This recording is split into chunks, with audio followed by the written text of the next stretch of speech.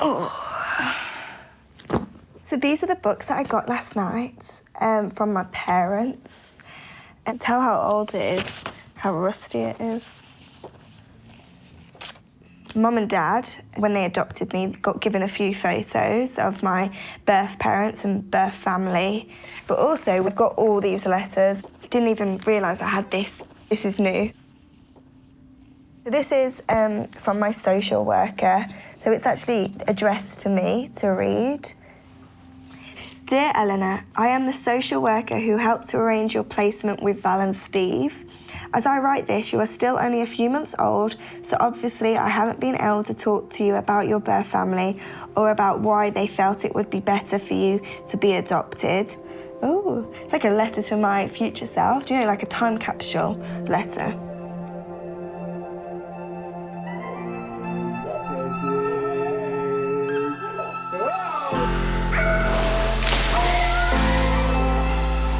I grew up in the Simmonds family with 4 siblings. Growing up in a family where some of us were born a bit differently has taught me to never see my dwarfism as something that could hold me back.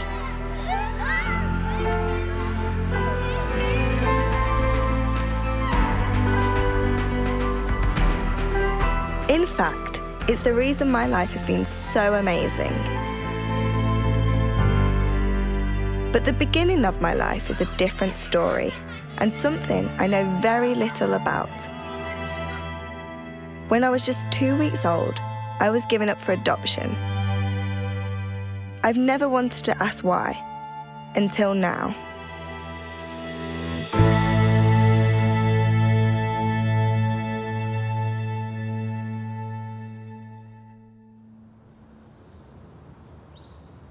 My mum and dad, Val and Steve, are my mum and dad, and there wasn't that one time when I knew that I was adopted. It was just something I always knew. I've got such a great family. Like, if I wasn't adopted to them, like, who would I be? Like, my mum always says, actually, if I wasn't adopted to them, if I was with a different family, I'd probably be naughty because I channeled my activeness and determination and competitiveness and drive through swimming and sport, whereas if I was left to my own free will, could be in jail. Literally, my mum says that.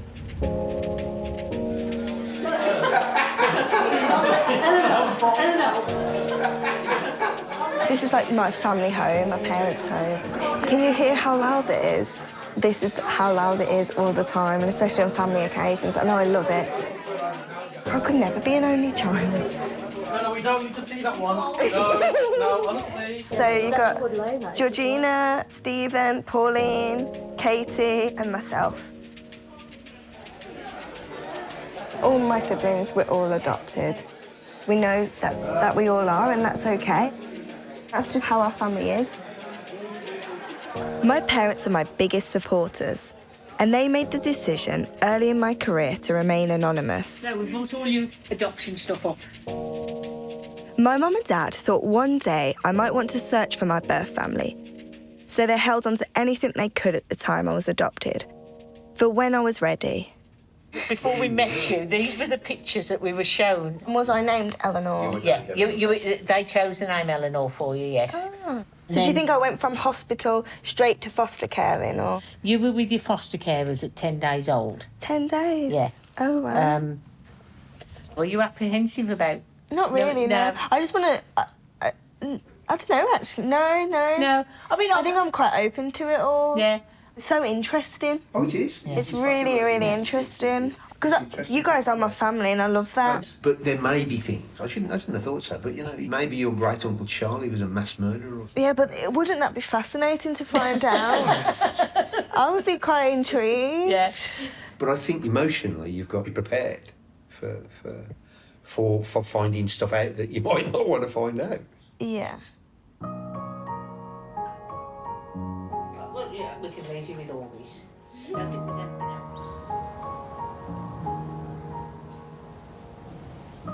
I've loved the life that I've lived so far this 27 years. I've got an amazing family.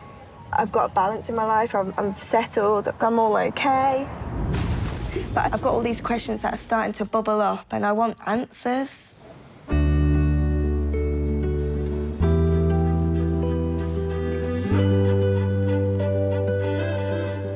I need some help to make sense of all the documents my parents gave me. Oh, hello! How are you? Yes, not too bad, thank you. I'm Glesney. Glesney, nice to meet you. Nice to meet you. Glesney is a social worker who specialises in helping people like me trace their birth families. So you're like a bit like an adopted private investigator, aren't you? I suppose. Like searching. Yes, But that's yeah. fascinating, Yeah. actually. The last time my birth mother saw me, I was 2 weeks old. I don't know anything about what she was going through or what she was told about my dwarfism.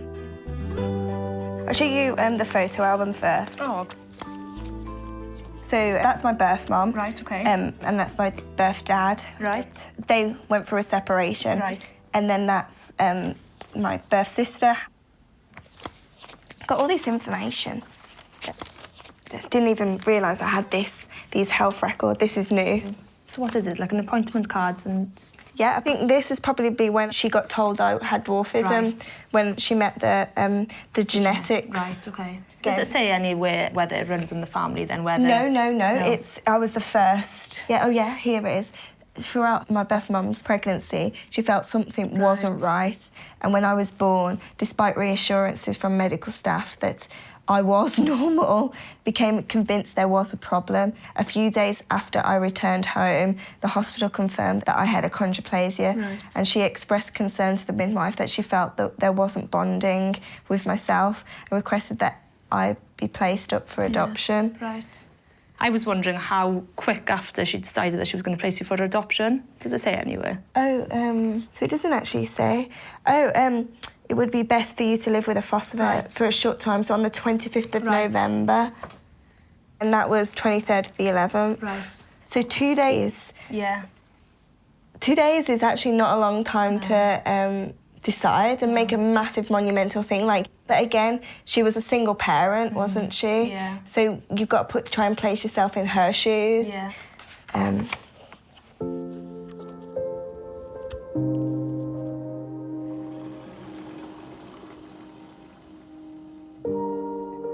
So how do you feel about seeing that in your file? That I think it just, again, I think I knew already that that was probably the case because of having dwarfism. So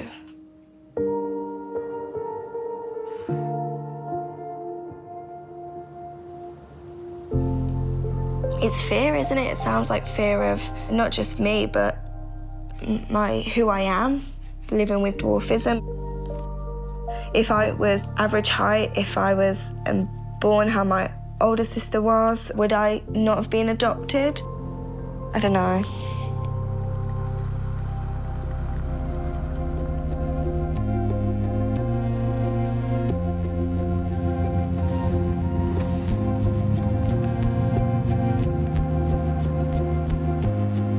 I've come to Essex Social Services to meet Caroline. So this is the main sort of headquarters, if you like. Her job is to find homes for children put up for adoption. So this is our adoption list. That's all the records? It's not records, so that is... Equipment? Yes. This is me, I'm very nosy. I like to know the little... That's good, you'd be a good social worker. We are nosy, we're a nosy bunch. I want to know how the experience is different for a disabled child.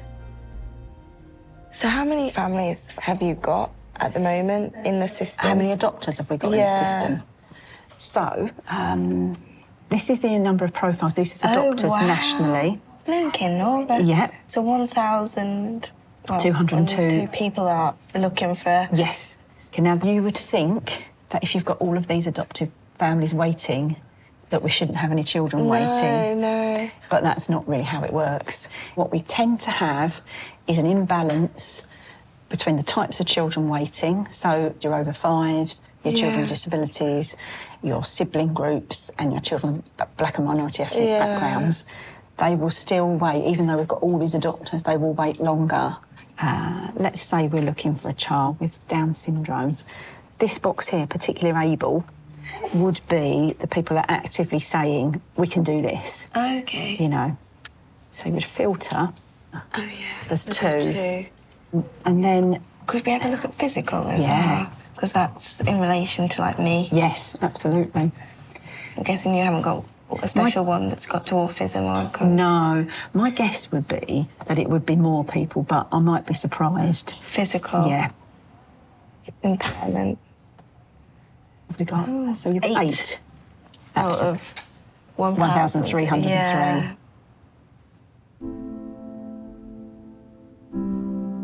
In England, there are almost 2,000 children waiting to be adopted. For disabled children, the wait can be much longer. Are you all right? Yes, are you? Yeah. Come on. Penny helped me find my family when I was put up for adoption. She's been helping children with dwarfism and their families for over 30 years. Unfortunately, back then, the stigma of dwarfism was a horrible thing to read about. It was, I can't have a child with that condition. I can understand their anxiety. I can understand their loneliness, thinking they're the only one in the world. But I couldn't bear to think that there were babies on this earth without a home just because they had dwarfism. So I wanted to help. I wanted to be a link person. So when a social worker contacted the charity and said, look, I've got a baby with dwarfism here, I'd say to them, well, yeah, I've got a list of people that might want to adopt a child with dwarfism. And one day there you were, you know. Oh, wow. Yeah. So it's amazing to think all those years ago. How old was I? Couple of days? Weeks? Yeah. No, Yeah. a week maybe. Yeah. And do you remember that day? I do remember that day because you were just this little baby in this cot. I always feel blessed to see a baby, and I always say a little thing to them that, I've never said this before. What did you say to me? When you look in the car, I always say, you'll be fine. Somebody will love you, somebody will come for you, you know, I'll see you again. And I just touch their little hands. So. What would the advice you'd give me? So I think for you to feel that completeness, then, yeah, go for it, you know. Yeah. But to some, even in any world, to some, that journey might be quite upsetting. It brings up lots of things, happy and sad. You have to be ready, and only you will know if you're ready. Glesley has managed to locate my adoption records, an official file of everything that happened when I was a baby. These have been locked away for nearly 27 years. I don't know if I'm nervous. Maybe it's nerves, maybe it's excitement, maybe it's nothing. Don't know what I did there.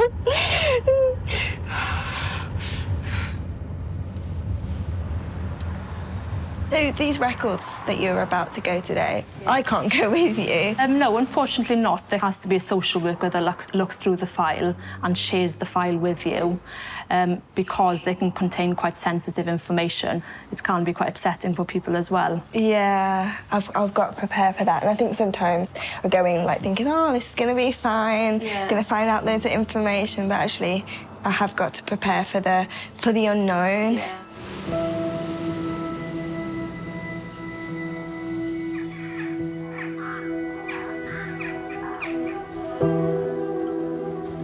So I'm here waiting for Glesley to come back, and hopefully it won't be too long. It's nearly coming up to 4 o'clock now. That's 3.5 hours. So in a way, it's like, what has she actually found out?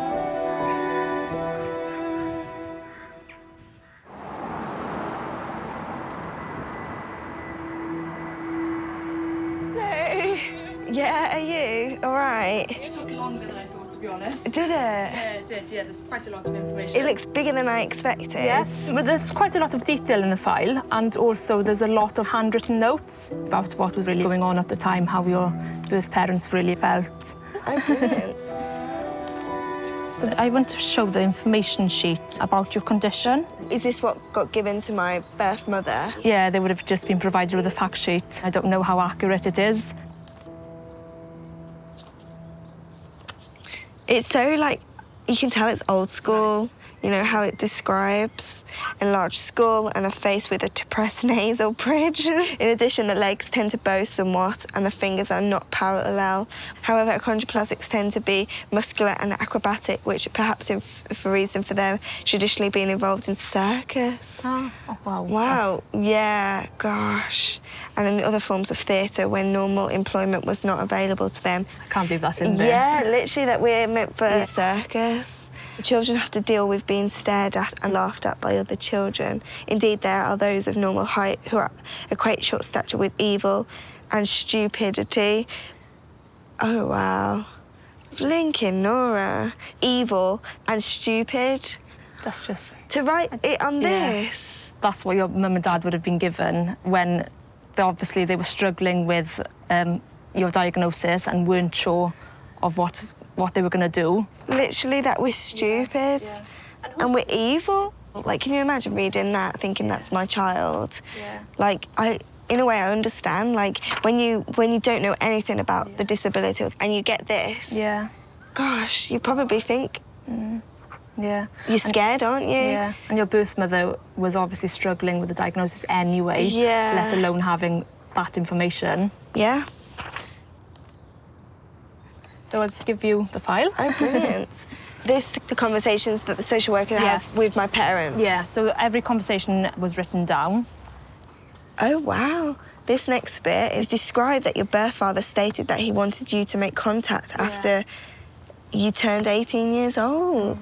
Wow. So it does say that within the file, yeah. But the only thing I would say really not to have your expectations up too much about that. Yeah, because yeah. obviously people change and life circumstances change. Yeah, because it was 27 years Yeah, ago. yeah. There's hope, though. Yeah, And I absolutely, think, yeah. At least he thought about it at that Yes. time. But yeah, is there any information that states that my mum wants to get in contact with me? Is there anything? There's nothing, no. So there's also a handwritten note here about your mother, and I wanted to show it to you because I wouldn't want you to read this when you're by yourself. So it says, talked a lot about birth mother's feelings. Yeah. She feels very guilty regarding Eleanor's disability and wishes that she'd had an abortion. She wishes that she had an abortion. Oh, wow. Yeah, it's quite Big really thing. upsetting, isn't it? Yeah, big thing, that. And then it's more difficult because she then goes on to say, oh, that Eleanor had died. Oh, wow. Oh, wow. So that she wanted me dead.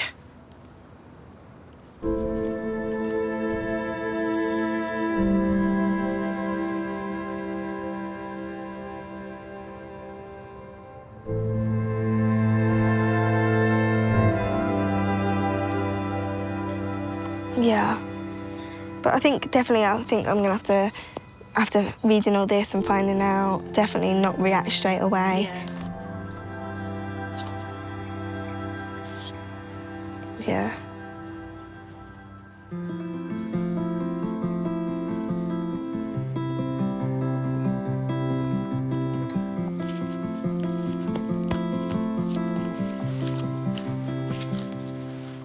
It's hard, isn't it? Because you would hope that if your child is different or not what you expect, you would still stick with it because there would be that love. Because, like, I'm just small, that's it, isn't it?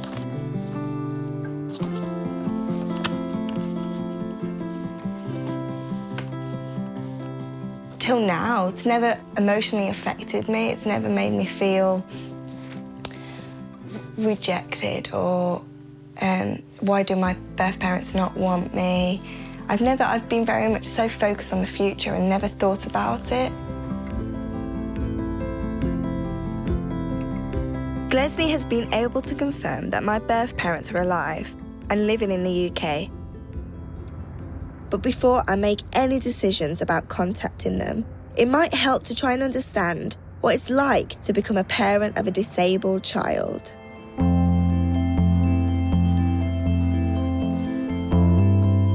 Arthur was born with Treacher-Collins syndrome, a congenital condition that affects the way a child's features develop.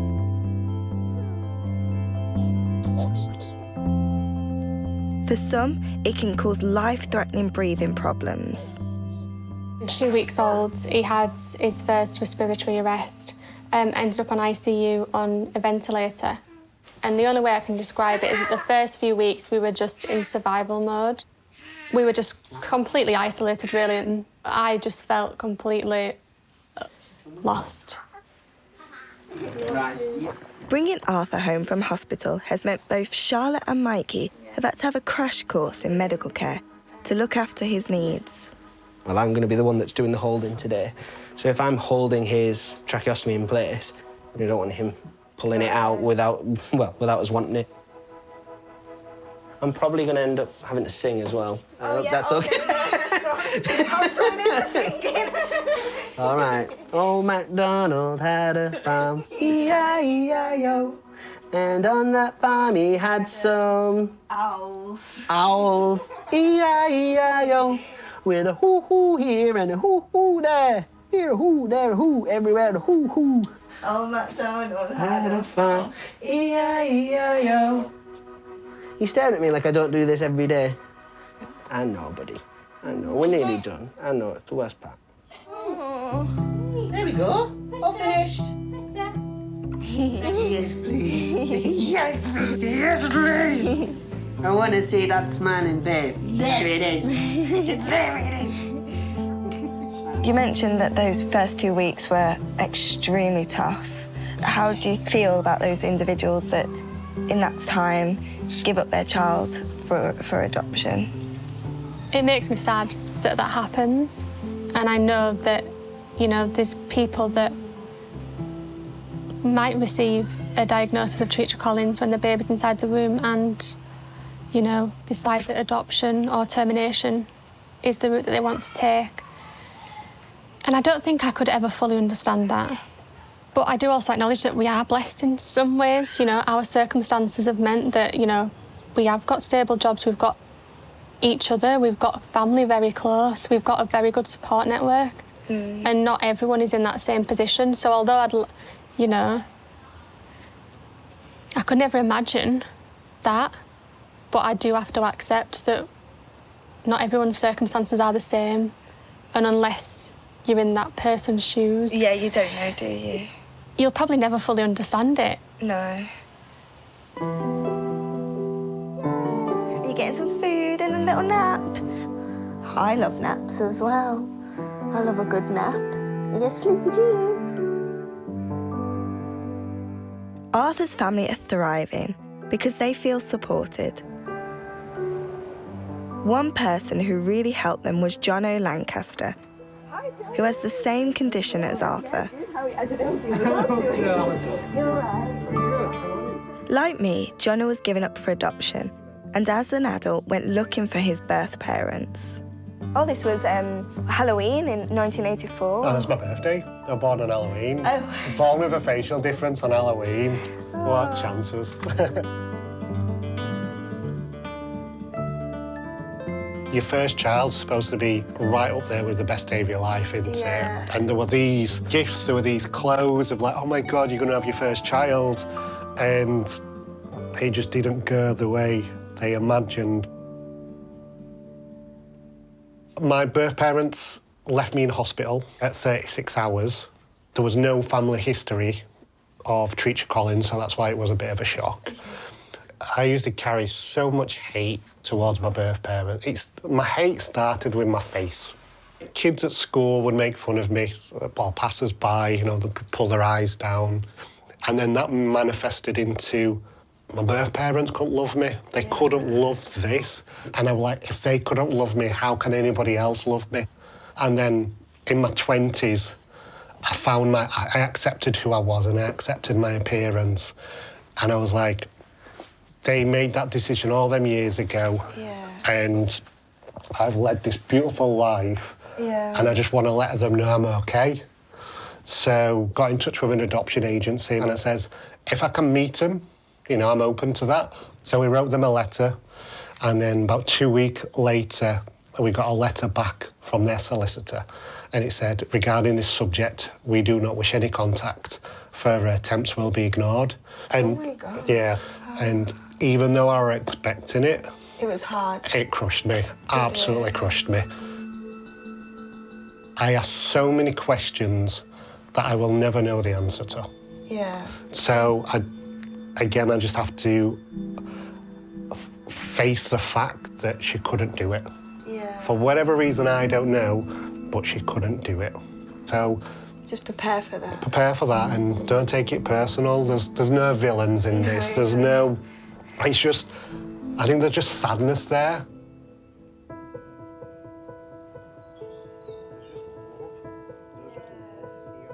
It's made me maybe think about my emotions a bit more, actually. I think I want to do it at a slower pace than I thought I was capable of doing. I thought I was more capable of finding them right now, finding getting all those people, doing it now, where actually, I never thought I was going to say this, but I don't think I'm ready yet to meet them. So actually, it might make it an easy decision for me if they don't want to meet me, that actually that's fine because I don't want to meet them.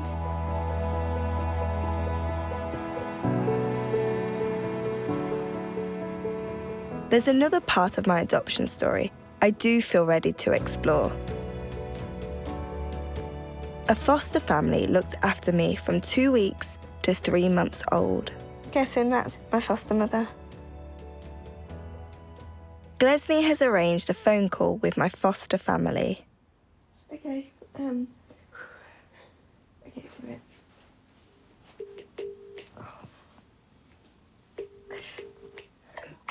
Hello. Oh, hello. Hi, is this Phil? It is. Just let me put you on loudspeaker because then it can be me and my sister. I won't be a minute. Okay, yeah, no, that's good. Hello? Hello, can you hear me all okay? All okay? Yeah, that's fine. It's so nice to chat. No, the reason why we wanted to speak to you is because my mum passed away January of last year. Oh, I'm sorry to hear that. It's fine, but you was a very big part of her life. Oh, was I? Oh, wow. Yeah. And she always wanted to come and find you. Oh, and wow. The only reason she didn't was she wasn't sure the position if you was aware that you'd been adopted or... Yeah. And do you remember me as a baby? I do remember you. Yeah. I remember you coming to my mum's, and I remember, and I will say this, every time you was crying all the time, because you was, for the first few weeks, you was such a sad little girl. And my mum just kept on spending time with you, just having you sat there, just spent, you kept loving you and nursing you until you was fine. And when you went to the Olympics, she said to us, I'm absolutely positive that's Ellie, who I fostered. Oh, really? Because she said, I remember that your adopted parents had a swimming pool, didn't they? Yeah. She said, I'm absolutely positive. She said, and I can't believe how much she's achieved. She said, that is absolutely amazing. Because she said you couldn't have gone to a better family. Yeah. I'm sorry, I'm getting a bit emotional. All right, but yes, she'd watch on the telly and she was so pleased, and she would have been so chuffed to know that you knew you was fostered. It's just so sad that she's not here for you to tell her yourself.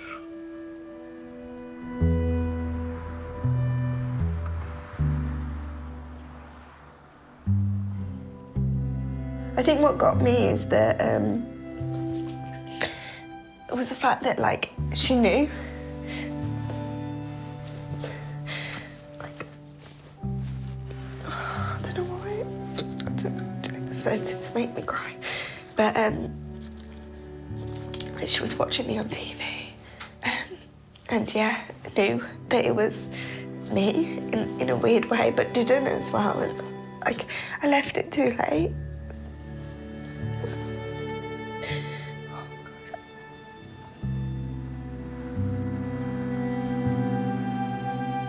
Got a bit emotional. Did you? Yeah. You all right? Yeah, yeah.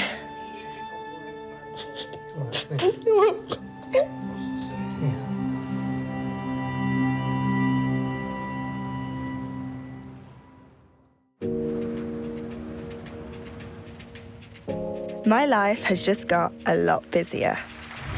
Doing Strictly Come Dancing.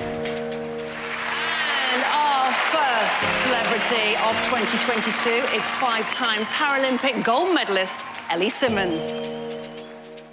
With doing Strictly and doing more interviews that are about me, People want to know what I'm like away from the dancing or away from the swimming.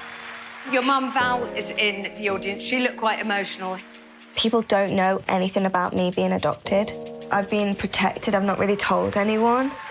My parents are my parents, my family are my family. But also I've got this extra layer of the onion. Like, I've got birth parents, I've got family that I don't know who they are.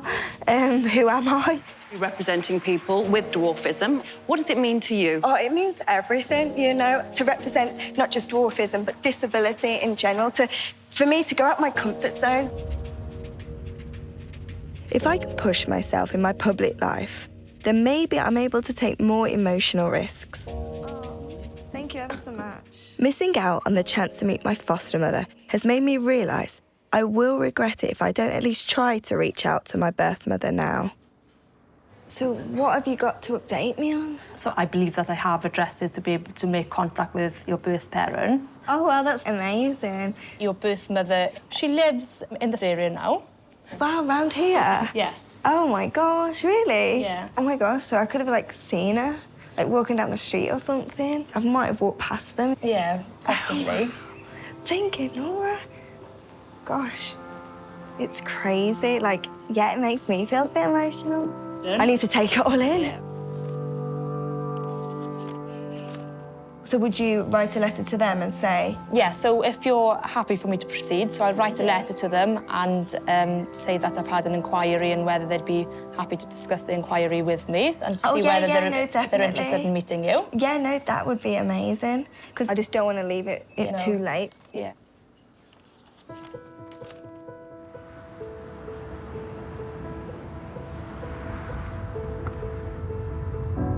This is like a big life-changing thing, really.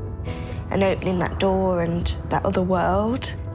Like, we're related, you know, there's that connection of she carried me for 9 months, but yeah, I don't know who they are. While I'm waiting to see if my birth mother will reply, I'm trying to keep all my anxieties and worries under control. We've had so many chats just trying to get around this. Yes. Like, the mind is such a big thing to... You can dance, you can do all of that, but mentally...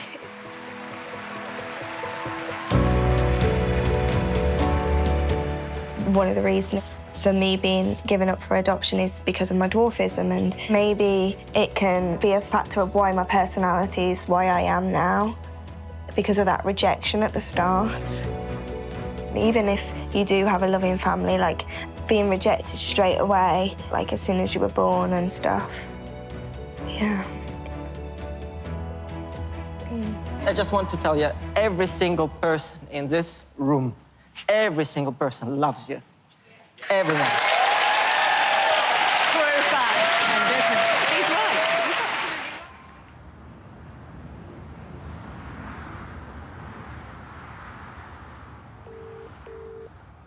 Hi, Glesley. Hello, how are you? Yeah, I'm good. How are you doing?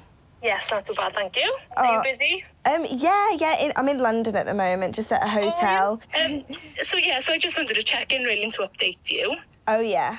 So I wrote a letter to your birth mother, and then she sent me an email just to say, really, for me to get in contact with her. So I spoke to her on the phone then, and we had a long discussion about the process, and she wants to proceed to having contact with you. Oh, wow, does she? Yes, she does, yeah. Oh, that's amazing. That's incredible. She's a lovely person. Is she? Yeah, absolutely. And she wants to proceed slowly, so she's asked whether you'd be prepared to write a letter to introduce yourself and to send that letter on to me, because at the moment you are obviously strangers to each other. Yeah, no, we are. Yeah, no, more than happy with that, to go slowly. Yeah, obviously it's a lot of information for you to process today again. Yeah, it always is with you, Glesley. Always is, it seems. I don't think it's sunk in, but also it's quite nice and exciting. At the moment, we're both not ready to meet each other in person, but actually I'm glad that she mentioned that, because that's what feeling that I'm feeling as well. I'm not ready to go straight on to meeting her.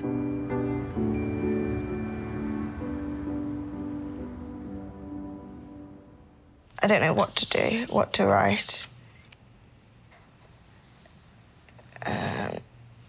I'll put some notes down. Jog things I want to say. So I'm going to tell her I've always known I was adopted from the start. I'm going to say that I had photos of them. That I lived, I've lived an incredible life.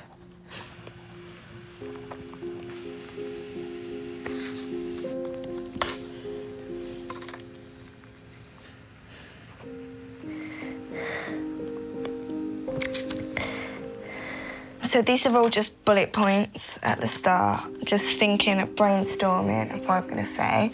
This is a big thing, the first letter. I'm going to tell her that when I read the adoption notes, it says you love being outdoors and into horses. And it's so funny because I love them. I know from the photos that I have as a child, you had curly hair. Do you still have curly hair? Just want to know. I do, and it's lovely, but it's so hard to manage. It's hard to manage. I'm gonna say I'm not angry. I'm definitely not angry. To give me up. I hope you understand that. I hope that I can get to know you and find out about you. It seems like we have the same personality. Again, it might have changed now.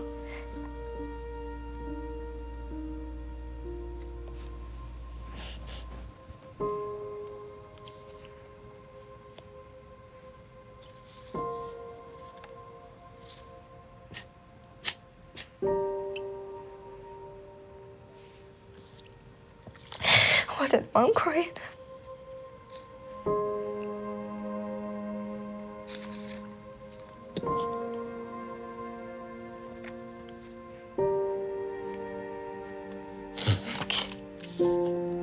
That's all I've got to so far. Yeah.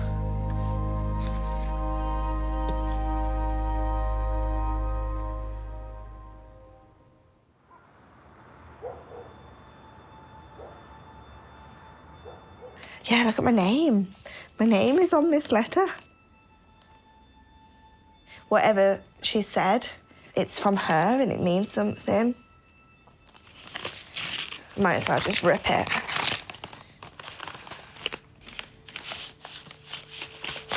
Well, looks like some photos.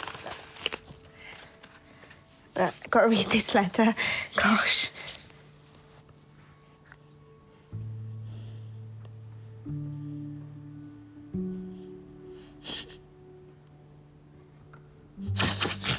Oh, gosh.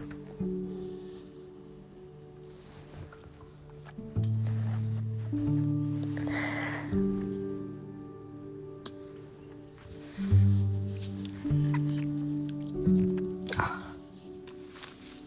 That's nice. So, her and my father, they separated before I realised I was expecting you. Unfortunately, it was a very sad and traumatic in my life, and I struggled with my mental health. I've suffered with guilt and self-hatred.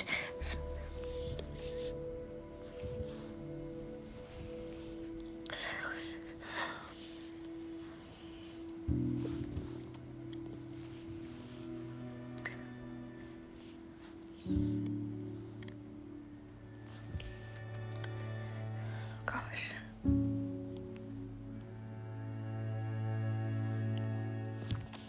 For not being strong enough to cope. I cannot express the happiness I feel to know your parents and your siblings have provided with such a loving environment, and you're so happy. You have achieved so much.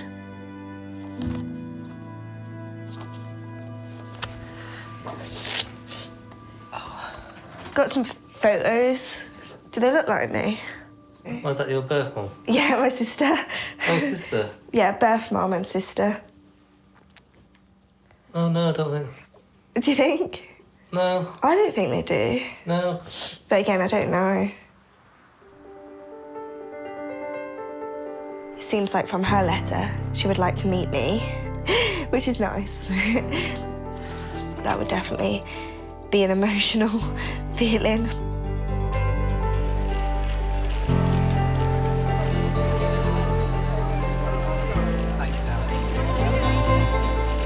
The last few months have been a whirlwind. I have arranged to meet my birth mother. But I'm concerned how she may be perceived by others.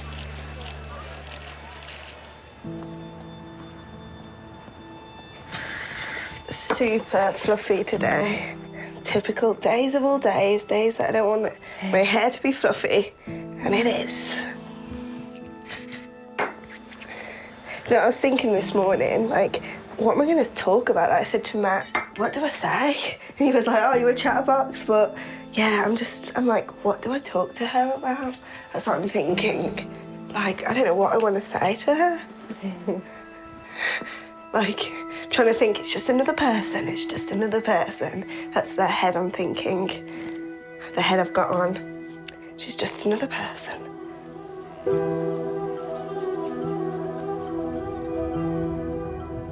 When we see each other, will it be like we connect straight away? Is it going to be weird? We'll see. Not far away now.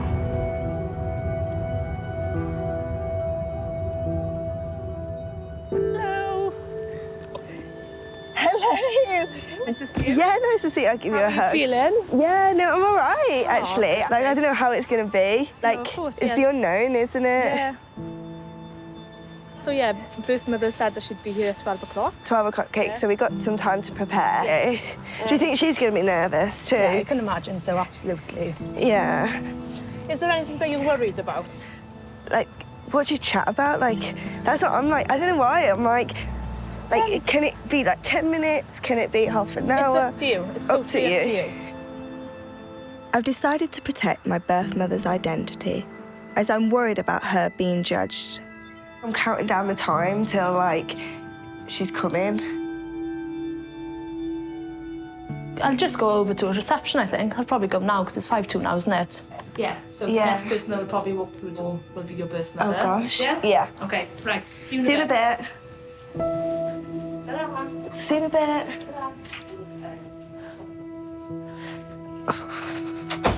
Gosh. It's the first interaction I'm nervous about. Like, I wasn't like this, but now I'm like, I feel sick. I think, yeah. Like, I can tell I'm sweating. My hands, can you see the glistening? Oh, it's like I want it to happen, but I don't want it to happen as well. That's how I feel.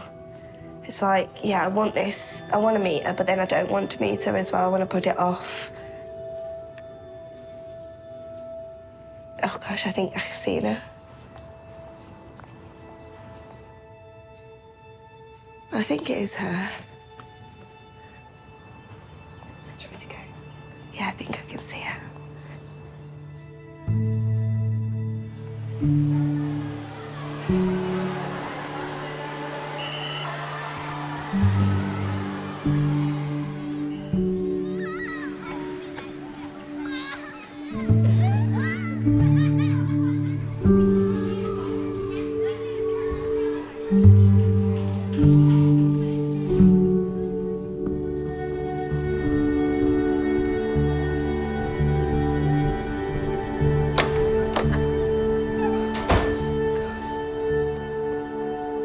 How was it? Oh, it was amazing. We didn't even realise the time, did we? We literally spoke about everything in these past 5 hours. We were howling, we were laughing. We've got the same sense of humour, so we were, like, laughing so much. Everything, wasn't it? Yes. Like, literally, it felt like I kept looking at her, like, and I was like, oh, wow, that's my mum. You know what I mean? Like, it was just, like, I felt like her face was just like me. Yeah. And what I really liked is that, like, I don't know what touched my heart was that she thinks about me every day. And I really, that got me because, I don't know,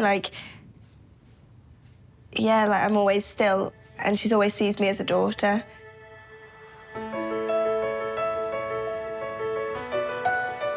I think it's helped with the finding out who I am, looking at someone who birthed me, the nature that I'm from, and the questions that I had to ask to her, and she answered them, and it makes you a bit more whole.